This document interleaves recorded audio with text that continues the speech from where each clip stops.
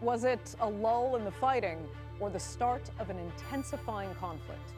As the attacks and the rhetoric escalate, is the previously celebrated Memorandum of Understanding between Iran and the U.S. proving worthless? With President Trump now claiming the U.S. will guard the Strait of Hormuz and get paid for it, should the world prepare for further military and economic destabilization? I'm Andrea Sankey, and this is the Newsmakers.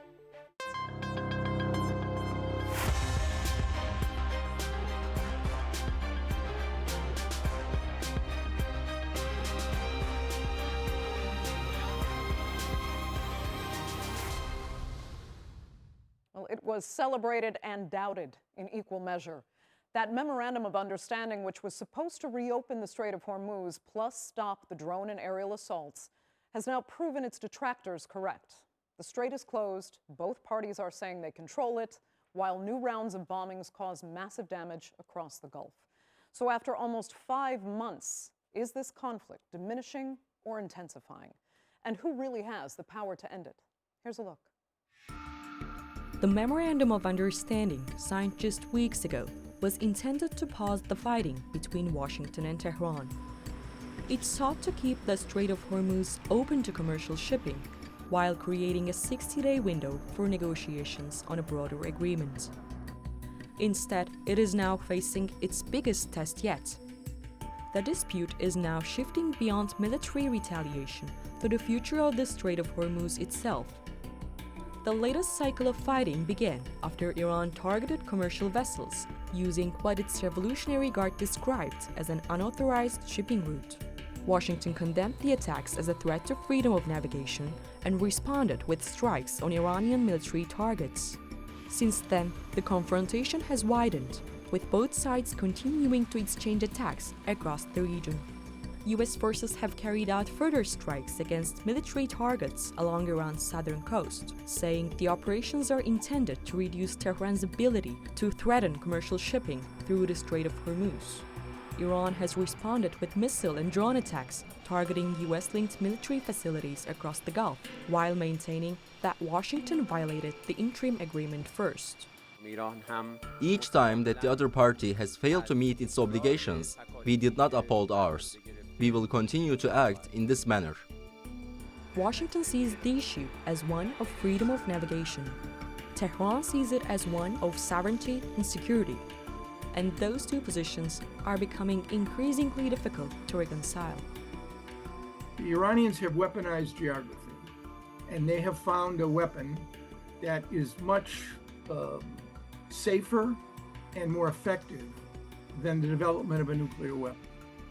And that is to turn the Straits of Hormuz into literally an ATM machine, but also to use it as a way to gain increased leverage with key Gulf states.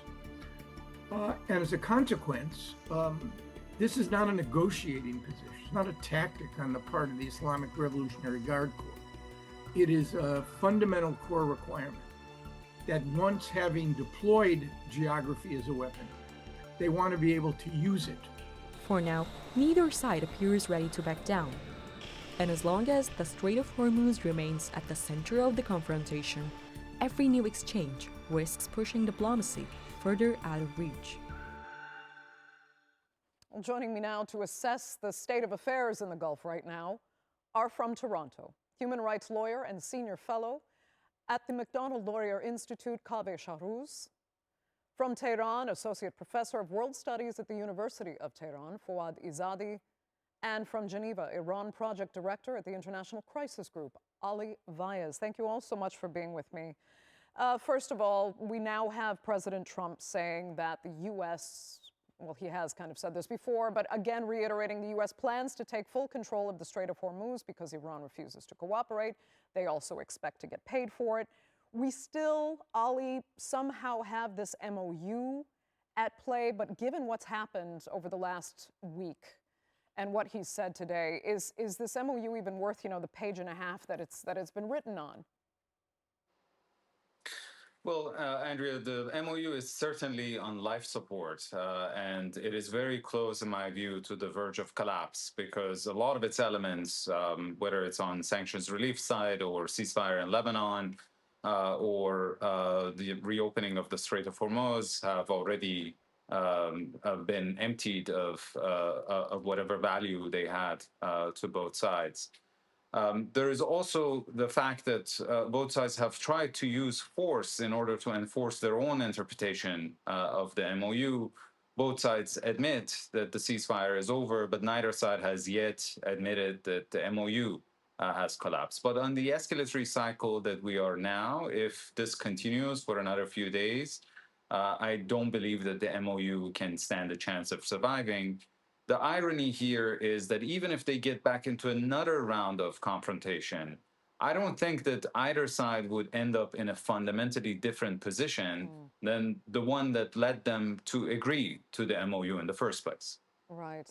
Okay, Kaveh, I'm wondering if you agree there. Also, do you take Trump's kind of latest statement at face value, or do you think this is more of the escalating rhetoric that actually can lead to very bad ends while they're supposed to be negotiating some kind of peaceful agreement here? Very good to be with you. Well, first of all, it's really a sad statement about American foreign policy that what the president says often doesn't mean very much.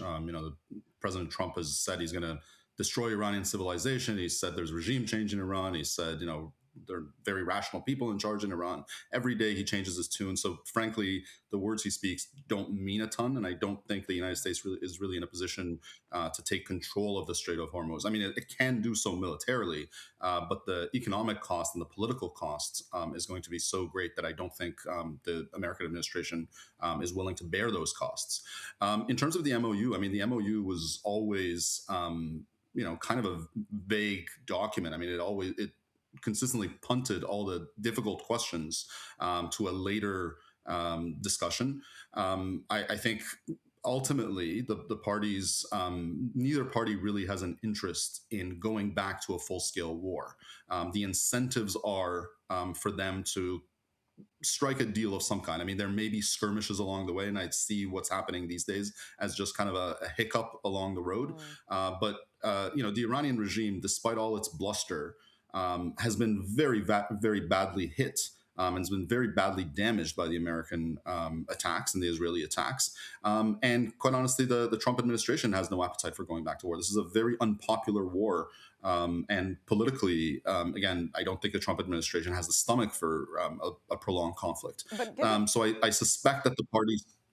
Just curious, given what we're seeing right now, I mean, it feels like it is the same war continuing, but just being disguised as what? Ceasefire violations? This is a continuation of the same conflict, but this is, being done with an eye towards an eventual deal along the contours, I think, of what was roughly negotiated in that MOU. And arguing, as I said, purely from an incentives perspective, I don't think either party really has an incentive to go back to a full-scale war. The Israelis have a different incentive. I mean, I think they have an interest in scuttling any sort of deal occurring, but I don't think the Iranian regime or the Americans have an interest in doing so. Okay, Foad, let me come to you and let me change course a little bit if you don't mind, because the biggest visuals that came out of Iran this week were, of course, the funeral of Iran's assassinated supreme leader, with some actually saying that the processions we were seeing looked more almost like victory parades, rather than, of course, there was mourning, but there was also somewhat a reinforcement of not a celebration, but if you follow me, there was a sense of victory in some of the proceedings. What did that say to you as an Iranian, what you saw in those millions on the street across Iran this week? I agree with you. This was remembering the assassinated leader. Millions of people in different cities, not just in Iran, in Iraq as well, showed up remembering his legacy. And the Iranians, millions that participated, are celebrating the fact that Iran resisted. There is this culture of resistance here. Two nuclear regimes attacked a non-nuclear state, and the state survived and fought back. And it was actually the other side that asked for a ceasefire. Now they're obviously attacking Iran on a daily basis. So what the Iranians are saying is that their oil belongs to them, not Trump. A few minutes ago, Trump had an interview with Fox News. He was planning to do regime change in Tehran. He couldn't do it. Now he wants to do regime change in the Strait of Hormuz. He wants to take over the Strait of Hormuz and charge a passage fee. He's saying that he's going to guard the Strait of Hormuz and he wants to get paid for it. So overall, they understand that Trump wants to make some money. Maybe he wants to have a win on foreign policy for his midterm elections. But these people are not going to allow Trump to succeed. Okay, let me ask Ali how you feel about that, and if you believe as well that basically at this point, U.S.-Israeli action emboldened the Iranian regime when their aim was to topple it. The war did give a new lifeline to the Islamic Republic. There's no doubt about it. And the new leadership in Iran, there's new blood, and there's also, I would argue, more. It's a leadership that is much more decisive compared to the late Ayatollah Ali Khamenei. But at the end of the day, look, the dilemma I think that both sides have is that for President Trump, if he continues this conflict, is going to be economically, politically costly and unpopular. That's true. But if he is also to capitulate to the Iranian terms of remaining in control of the Strait of Hormuz, is also quite humiliating. And the other way around, the same applies to the Iranians, that there is no way that they can afford to give away or erode the most important leverage they gained in this conflict, which is the control over the Strait of Hormuz. But as long as they try to enforce that unilateral administrative control, they are also going to get into a clash with the United States. So this is why we're kind of in a deadlock right now. Yeah, deadlock is the word. So, well, let me ask Kaveh, do you think, is anyone winning here, and how serious a problem is it that the Strait of Hormuz is still closed for all intents and purposes? Yeah, I don't think anyone is winning this war because I think this was a foolish war to launch by President Trump. I mean, I think there was a version of regime change war that could have been successful, but that's not the one that President Trump launched. The Americans certainly are not winning. As I said, this is an unpopular war. They haven't achieved their objectives. But the Iranians are also, the Iranian regime has also not won this war. And this is where I want to push back on Professor Izadi. I mean, I think he's trying to set a narrative about the Iranian regime having been able to resist American and Israeli power. Well, sir, the leadership of the regime is gone. They've all been eliminated. And the only reason the Iranian regime was able to, quote unquote, resist is because it simply doesn't care about the welfare of its own population.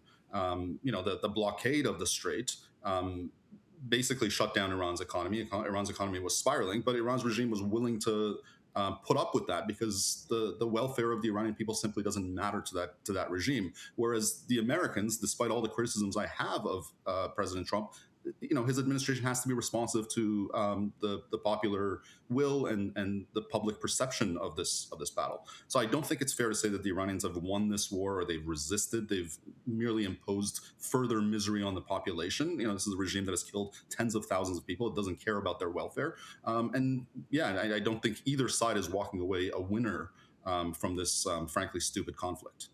Foad, you disagree?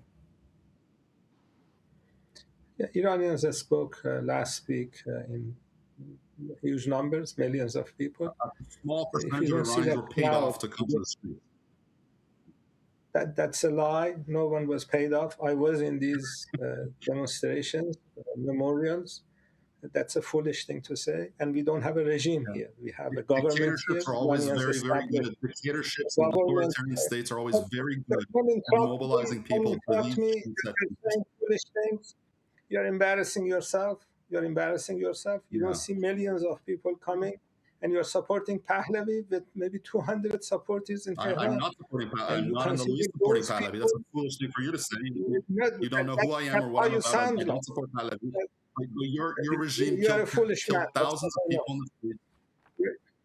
You are speaking foolishly. The Iranian government did not kill anyone. They shot at our police In any place in the world, when you shoot at the police, police will shoot back. And trying to justify attacks on Iran, trying to demonize Iran. People like you demonized Iran so you could give Trump an opportunity to attack Iran. You probably were born in Iran, and that's a foolish thing to say. It's a I criminal was born thing in to Iran. say. You cannot pose It as is, a it is a human criminal. rights attorney You're part and and deal parcel with of a criminal human regime, beings sir. in that manner. You Yeah, should I think be opposing illegal sanctions on Iran, and you are not doing that. You let, are unfortunately not doing any service to humanity. we, Change your life. Go get a life. let me ask Ali quickly. I believe all three of you were actually born in Iran. And Ali, I mean, you've heard exchanges like this before. It seems that there's almost two different planets existing here, the way the dynamics are interpreted among the Iranian population. So I'm curious to know exactly where you stand, and also because I've heard the U.S. analysts, the pro-Trump analysts, pull up these numbers a lot, saying that this is a regime that killed tens of thousands of people. And then we actually hear another side saying, and not exactly pro-regime, because non-pro-Iranian regime people I've spoken to have also questioned that number. And they say it's being misplayed, that yes, people were hurt, some were killed, but that there were Mossad agents involved, and the United States admits that as well. So it's not as clear-cut as these are the bad guys that killed tens of thousands of people, therefore any action against them can be justified. Look, Andrea, this debate is, I think, quite indicative of the polarization that you have within the Iranian society, and that applies, of course, to the diaspora community as well.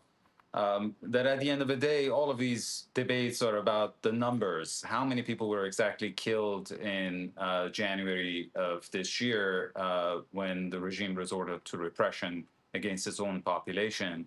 Was it a few thousand or tens of thousands or more? Or, how many people participated in Ayatollah Ali Khamenei's funeral? Was it highly orchestrated, or was most of it organic? The simple answer to this question is that we don't know. This is not, the picture is not very transparent in the sense that there are no reliable surveys that could tell us the truth about this percentage of the Iranian society is in support of the Islamic Republic. This percentage of the Iranian society wants to see its back. We just don't know. Same applies to the massacre that happened in January of this year. We don't know the exact numbers. What I think is clear is that the Iranian people need to have a real representation. And even by the Islamic Republic's own admittance, and you can see it in the number of participants in the last presidential elections, there have been an extremely high degree of discontent within the Iranian society. There is a serious gap between the state and the society, and there's also a serious gap between the Iranians inside the country and the Iranians outside of the country. Absolutely. Those have to be bridged. And usually in the aftermath of a conflict, there is an opportunity for some sort of national reconciliation. Am I holding my breath that it's going to happen? Not really, but I have to mention that the opportunity for it does exist. Okay, Ali, I just have to ask you about this as well, because you have a pretty objective analysis here. I'd heard Iranians say before that the country had actually really been changing. Probably the most obvious example being women no longer covering their hair, even wearing shorts on the street, and that there was this feeling that, okay, slowly but surely progress is being made. And now they're saying that has all been erased now. Is that the tragedy of what this action has potentially done to Iran? Well, erased, I think, is a strong word, but it certainly delayed the natural evolution that was happening within the Iranian society. And yes, the Iranian women had defeated the Islamic Republic on the key question of hijab. And I do believe that with more time, given how ossified the leadership was before this conflict, there was an opportunity for the society to score more wins internally. But we are where we are. This is what has happened. And again, there are very clear choices here for both sides. Iran will have to make some major decisions because it's one thing to win a hot war, is another thing to survive a cold peace. And if they want to survive and recover and reconstruct, they would have to reconcile not just with the outside world, which includes their neighbors, but also with their own society. But they also have to be given a way out. So the outside world would also have to give them options. And right at this moment, everything is indicating in the wrong direction, unfortunately. Fawad, do you agree, at least in part, there, that there was a positive trajectory that's now been disrupted because of military action? We had a coup, CIA, Mossad orchestrated coup in Iran that was suppressed. The aim of that coup was to overthrow the Iranian government. The reason you had the war in February was because the coup failed, and they realized the only way they could overthrow the Iranian government was through military action. When they were orchestrating that coup, they came up with these exaggerated numbers. Trump, in his State of Union address, said that 30,000 Iranians were killed. And then after a week, he said 40,000 Iranians were killed. Maybe he would say 6 million Iranians were killed this week. I don't know, because they come up with these foolish numbers, and they have foolish people repeating these numbers. And I'm wondering why TRT is doing a news program in this manner. Iran was attacked illegally. We lost over 3,500 civilians. No, TRT is not. In fact, that's why we have you on a regular basis, to make sure that the various opinions are at least illustrated here. This may be the last time I'll be seeing you. This may be the last time I'll be seeing you. And the reason is that Iran is being attacked illegally today, yesterday, the day before yesterday. I think that's been said many times on this channel and on this program. Trying to go back to January, portraying a coup as some sort of an uprising. I'll tell you what, I want to come back to the debate at hand, and Kaveh, let me finish with you, because now here is the main issue, is that, as we said at the beginning, this is now being negotiated on the battlefield rather than sitting at the negotiation table. The mediators, Oman and Pakistan, I don't even know where they're standing now, because it seems to be completely out of their hands, out of their control. And then we still have people from the United States like Jared Kushner and Steve Witkoff at the helm here, trying to negotiate an incredibly complicated, be it a memorandum of understanding, a ceasefire, or a peace deal.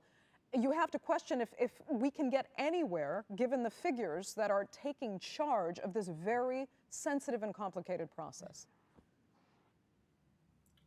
Absolutely. Look, on neither side are the best people negotiating. I mean, the U.S. administration is frankly a clown show. I've never been shy about saying that, despite my the fact that I have serious problems with Iran's regime and think that there was a justified war. And I will use the word regime to describe the people that are illegally in charge in Iran. So they're clowns. But on the other side, you have a group who it's unclear, sort of, first of all, how the decision making is occurring. You've got a supreme leader who we don't even know whether he's alive or dead. They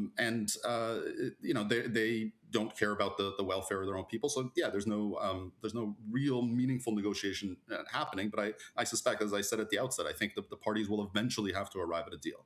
I do want to go back to an important point. I can't let it pass.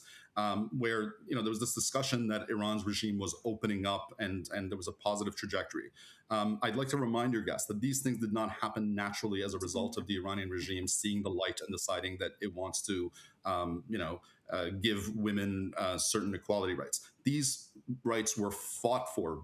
In 2022, tens of thousands, hundreds of thousands of people came to the streets, and women fought for their rights. They were killed. They were detained and tortured and sexually assaulted in prison to win this small concession. And Iran remained propaganda. Mossad propaganda. Excuse me, sir. This has nothing to do with Pahlavi. This has nothing to do with Pahlavi. Excuse me, sir. I have been one of the staunchest, loudest critics of Reza Pahlavi in the diaspora, and yet that does not change the fact that your regime operates a gender You have apartheid no state. evidence for that. Excuse me, sir. You have Okay. no Excuse me, evidence for sir. that. You have no Excuse me. evidence for that. There are positions in Iran that women cannot hold. Women are considered half of men under Iranian law. That That's is nonsense. apartheid. Okay, And gentlemen, women- very Majority of unfortunately, University we of are Tehran over time students are for female. this edition. I really need to interrupt you. And Ali, I see the perfect illustration of the polarization you were talking about again.